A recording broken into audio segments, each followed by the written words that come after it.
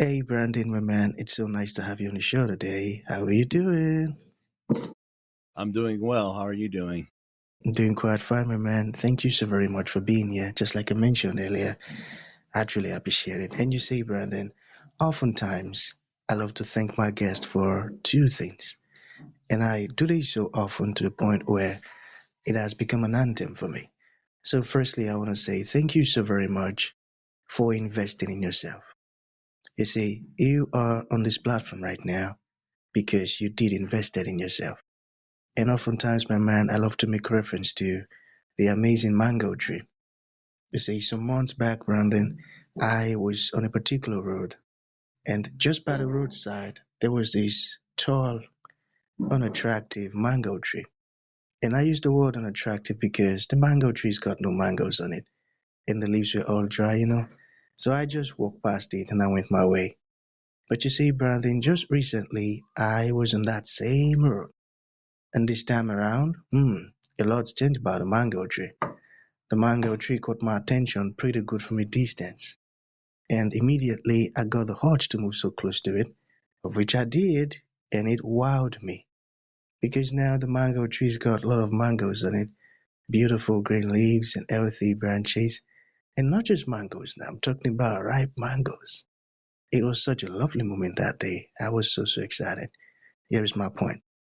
The fact that you dedicated your time, energy, and resources to becoming the amazing branding that you are today, that alone has made it really impossible for me to skip you.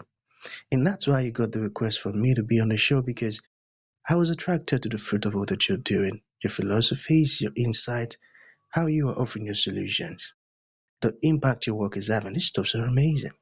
And just before you got the request from me, I said to myself, I've got to benefit from these beautiful things Brandon is doing. Not only me now, but even the audience.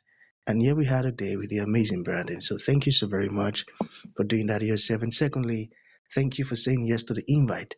Because if you had said nope, there was nothing Elisha could do about it. Thank you so much, my man.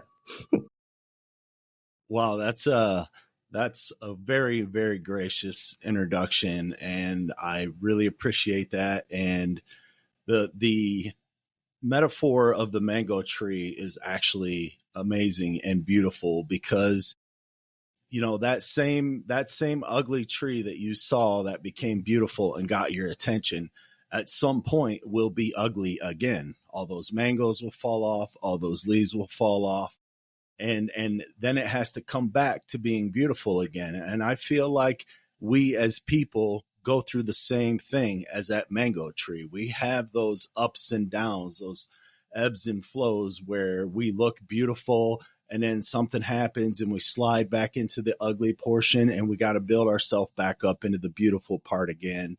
And hopefully we're more beautiful than we even were the last time we were beautiful. So that's a great metaphor. I really appreciate. Beautiful, my man. And thank you. That's a good perspective. I love that too. So let's get started. You see, I'm quite excited to have you on the show today, Brandon, for two reasons. Firstly, my interest in knowledge seeking.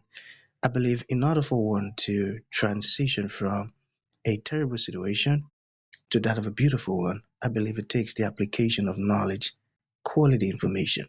And you see, my man, ever since I discovered that light in the Hebrew means knowledge and darkness means ignorance, I've been so keen to knowledge seeking because I do not want to remain in the dark. So that's going to make our conversation today very important to me and even to the listeners. The second reason why I'm excited to have the amazing Brandon on the show is for the sake of the audience. You see, my man, we live in an age where information is as abundant as grains of sand. We've got lots of information flying out there. So these folks trust me for quality, high opening, and very important information, of which I am totally convinced that our conversation is going to be insightful and impactful. So, for that reason, Brandon, let's get started with your introduction. Talk to us about your personal or your professional journey, because right now we are so curious. We want to know how Brandon got here. Then, afterwards, I've gotten some beautiful questions for you. Okay, Brandon, my man, over to you. Yes, sir. I will do my best to give you the Cliff Notes, if you're familiar with those, on my story, because I could take up your whole podcast just answering that question, those questions you just sent. So I will do my best to give an overview. So I started off my life in a very poor, um, abusive, alcoholic, drug addict environment where that was the story of my family. And somehow I found it within myself as a teenager to say, I'm going to break these generational cycles. I'm going to create a different life for me and a different life for my kids that follow me. And I do have 3 sons, and I'm very proud that I've been able to do that. So I have never drank any alcohol in my life. I've never done any drugs. I've never smoked. And while I understand that's extreme and that's not the life for everyone, that was the decision I made. And like you, I live life seeking knowledge, because knowledge is power, but it's only power if you put it to use. And so, I've done that in every aspect: my personal life, my professional career, and even physical fitness. I've always been big into physical fitness, and you're only as good as your knowledge that you can assert yourself, both in your diet and nutrition and the way you work out. So uh, I've always steadily increased my position in my career, which has been helpful, along with my salary. I did get laid off twice. I did have 2 bumps in the road, and that's where I'm talking about, the mango tree being ugly and you making it beautiful again. One time I was laid off of work and unemployed for almost 4 years, and people kept telling me, why don't you take this low level minimum wage job, or why don't you do that? And I would always say, yeah, I didn't go to school and get an MBA to work for minimum wage. And if I go work that minimum wage job, it takes away my ability to continue trying to further advance my career and spend the time, because I was spending 6 to 8 hours a day trying to regain employment. And that's what it took. If I took away from that by this minimum wage job, I may not have regained my life. Who knows where I would still be? So believing in myself, believing in what I'm capable of, those are very key factors in everything I've done and accomplished in life. Believing in yourself and believing in what you're capable of, that's a profound statement. And the fact that you had all of this, how do I put experiences, and you're still standing and you're using your solution to help others, that's amazing. So I've got this question, this one I'm so curious about. For instance, now, I heard of a story of someone who went through some childhood trauma, and it has been such a great impediment for such person when it comes to moving forward in life, like making progress, being successful. So let's say that person is listening to us right now and they say, "Hey Brandon, how can I overcome childhood trauma and still be successful?" What would your response be? I mean, 100%, I would say therapy. 100%. I have been to therapists. I have seen therapists. I've definitely had some lows in my life. I've been suicidal. It's not all green grass. You have to work through that hard stuff. And I am a huge believer in therapy, and you have to do the work. That's the important part. You can go to a therapist, you can talk to a therapist, and a therapist will give you tools. But as soon as you walk out that door or hang up that call, if you don't use those tools that the therapist provides you, you're wasting your time, you're wasting their time, and that's essential. You have to learn to get over that situation, or learn how to move past it and not let it be a roadblock in your life. That's so true. And I got that. So you were talking about believing in oneself and believing in one's capabilities and all. So can you talk to us about the power of self-awareness? I feel like that's a very important one too. Yeah, absolutely. I mean, self awareness is so important to everything you do in life. And the reason that is I'm sure you've probably met or seen people that come in a room, they don't have the ability to read the room, and they just are, they just behave the way they behave no matter what the environment is around them. And people are looking at them like, who's this fool? What's this fool doing? And you don't have the people's respect in the room. You as a person and individual, you're really just so into yourself and what you've got going on that you don't have the self-awareness to understand how you're affecting everyone else. And so self-awareness is hugely important, because seeing how others see you in your actions, in the way you behave, in the way you talk, can very much dictate how you should handle a situation and how you should be in a situation. Now, that doesn't mean you should be a chameleon and just pretend to be someone you're not when you're around different people. I definitely was like that when I was younger. I used to just fit into the crowd. You have to still keep some truth to who you are and what you're about, and stay strong in your beliefs of what you are, but also know when's the right time to speak up. When's the right time to listen. My old pastor used to say, God gave you two ears and one mouth for a reason, so use them accordingly, right? So sometimes it's just better to listen to what's going on around you than just be talking for nonsense and no reason. And you look like a fool, and then no one respects you or cares what you have to say. That's so true, my man. And I have some folks like that too, who doesn't read the room and all. They just act weird. I got that. So let's get personal a bit. All right. So what made you decide to join the Air Force? Got that? Yeah. So great question. I mean, to me, it was my way out. When I was young, I was in a really bad environment. I didn't mention this, but I used to watch my mother get physically abused right in front of me. And, that gave me this sense of protection. Like, I need to become a protector. And so the evolution is, I wanted to be a cop to protect people, to protect my mother, essentially. That was the root of that, right?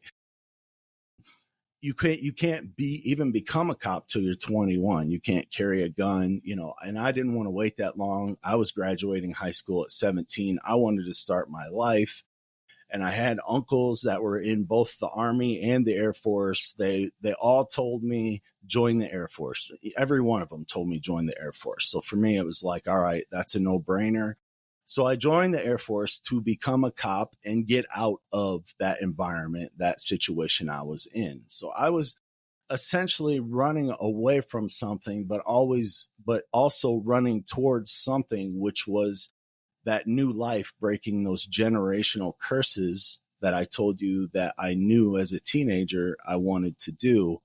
And I cannot emphasize enough what a life-changing impact that decision had for me. It completely helped me grow as a man. It gave me so many strong values and beliefs, and that confidence in myself and what I'm capable of. And I just cannot overstate enough that I believe if I would have done pretty much anything else in that moment in life, I don't know if I'd be where I am today.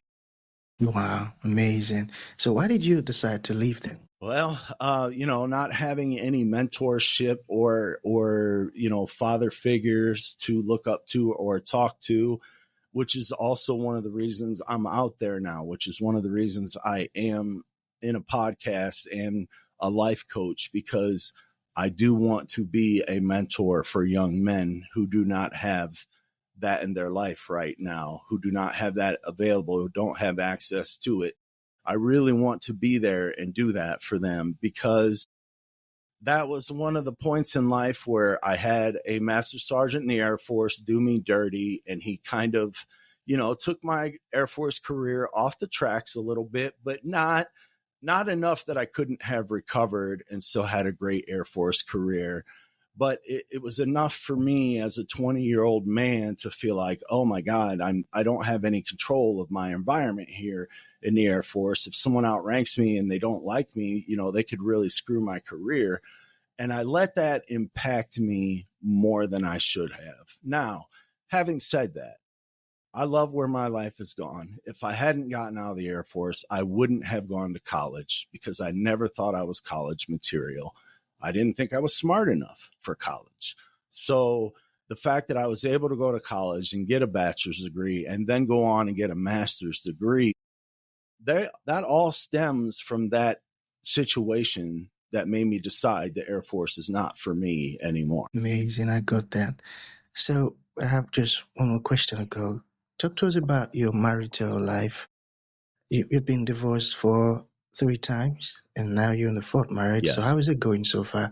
And what makes this one different? Yeah. So, I mean, like anyone with intelligence and knowledge seeking, I try to learn from every marriage and divorce. They were all very different situations, all very different scenarios.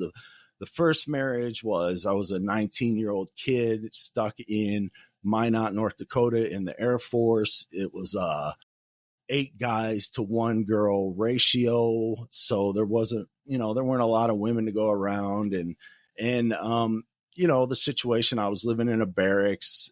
She was living in a barracks because she was a pharmacy technician in the Air Force. And it was just more logical. It just made sense for us to get married because getting married meant we could get a house.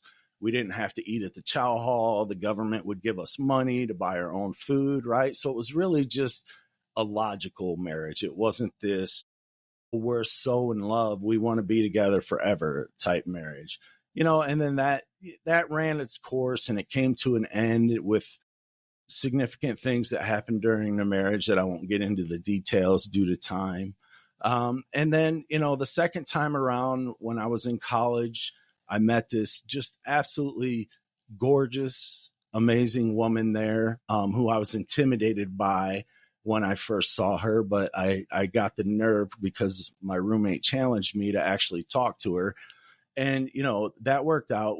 We ended up getting together and we were just together for 5 years. And then kind of from nowhere, she gave me an ultimatum to marry her. We had never discussed marriage. It was nothing ever on the table. She had been divorced. I had been divorced. I kind of thought we had like this understanding, like, marriage isn't something we really need to rush into or consider because we've both already been through divorce. But yeah, she came from nowhere and gave me an ultimatum, and I didn't want to get married, but I also didn't want that relationship to end. So I gave in to the ultimatum, and 6 months later I moved out because it was like a train that went off the tracks and had a huge crash right after we got married. It was unbelievable. So that was a very short marriage, 6 months basically. And then the third time was the marriage that I thought was going to be my forever marriage. We were together 12 years, married for 10. We had 2 kids together. And 12 years in, she just decided, I don't want to do this anymore. And we didn't have like a bad marriage. I wasn't abusive. She wasn't abusive. We just drifted apart a little bit from where we were in the beginning. But to me, with 2 kids, didn't feel like it wasn't something we couldn't recover from. And that was the most devastating part in my life to me. That was the most devastating time because I lost my family. That's the time I got laid off, and I was laid off for almost 4 years. So I went from, making a 6-figure salary, having a wife, having 2 sons, to losing everything, all of that. I had to sell my home, everything. So that's when I was the most suicidal I had ever been in my life. And somehow I managed to find a way to work through it and get through it and recover. And I did recover. And so where I'm at now is I have a better career. I make more money than I've ever made. I met my wife online. She's from Brazil. So, um, and the reason I think this one is different is she's just a different person. She's not so up and down emotional where, it's really, really high highs or really low lows. We have a very consistent, loving relationship. We're both very logical. She's a lawyer by trade. So she just doesn't go crazy, and she doesn't act, any crazy ways. And I don't act any crazy ways. And we just have a really solid, equal, mutually respectful marriage, which is something I can say I didn't always have with the other three partners. Amazing. Boy, you see, you've actually gone through a whole lot, and coming through all of those stuffs and still standing. Wow, that's a great one. And thank you for sharing your story with us. I tell you, you might not know, but you've just inspired me, and you've just opened my eyes to a series of things I never knew before. Thank you for sharing that. So, to bring this to an end, Brandon, what would you like to leave the audience with, like a final thought? And to those folks who would like to reach out to you, learn more about everything we've talked about, or they felt inspired, they want to ask questions, how can that be possible? Yeah, thank you. I appreciate that. So, I want to say two things. First, no matter what you're going through, believe in yourself. Believe that you have the strength and the power inside of you to recover, wherever that strength comes from, whether it's from God, that's who I use. I use God to help me get through these difficult times, or, whatever it is you use for you, right? Just know that you have the power to do it. You have the strength to do it, and just make the right decisions and do the right things, and life will work out for you. This too shall pass. Remember that. Secondly, um, I appreciate the kind words you had to say, and I hope I can inspire more people. That's why I'm here. That's why I'm doing this. It's the reason my podcast exists, because that's what I want to do. I want to help and inspire. So I have a website, brandonheld.com. If people would go there, they could find everything. They could find my life coaching. They can find my podcast. They can find, I have a blog that people can talk on. And that's how you can reach me as well, through the email from my website. So I appreciate you having me on, and I appreciate your support and allowing me to get the word out. Beautiful, my man. So that's going to be the end of the show. Thank you for coming, Brandon, and thank you for sharing this beautiful stuff with us.